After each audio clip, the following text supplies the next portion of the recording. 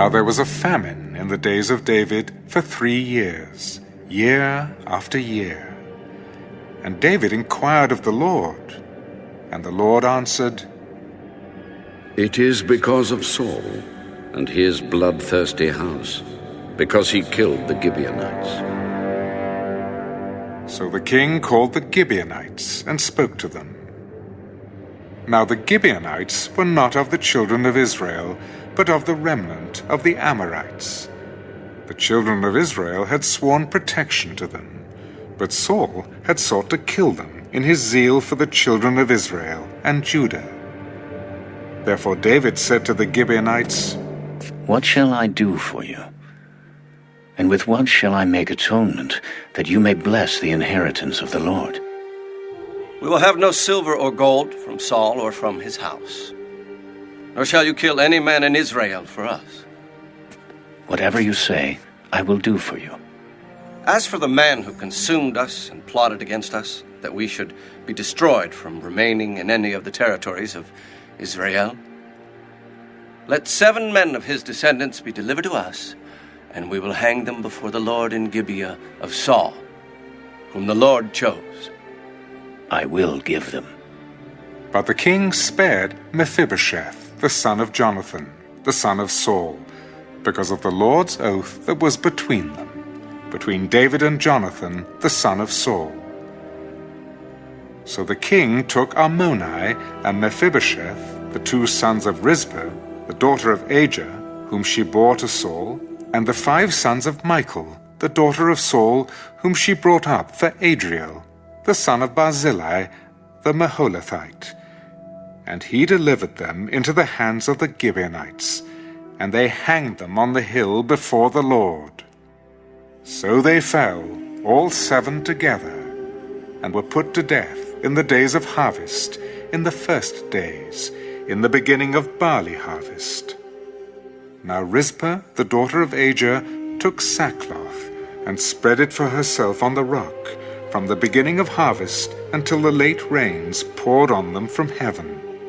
And she did not allow the birds of the air to rest on them by day, nor the beasts of the field by night. And David was told what Rizpah, the daughter of Ajah, the concubine of Saul, had done.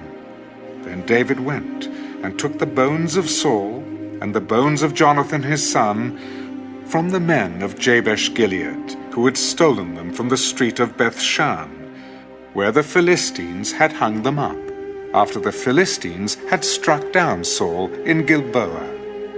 So he brought up the bones of Saul and the bones of Jonathan his son from there, and they gathered the bones of those who had been hanged. They buried the bones of Saul and Jonathan his son in the country of Benjamin in Zelah, in the tomb of Kish his father. So they performed all that the king commanded. And after that God heeded the prayer for the land. When the Philistines were at war again with Israel, David and his servants with him went down and fought against the Philistines. And David grew faint. Then Ishbi-Benob, who was one of the sons of the giant, the weight of whose bronze spear was 300 shekels, who was bearing a new sword, thought he could kill David. But Abishai, the son of Zeruiah, came to his aid, and struck the Philistine, and killed him. Then the men of David swore to him, You shall go out no more with us to battle, lest you quench the lamp of Israel.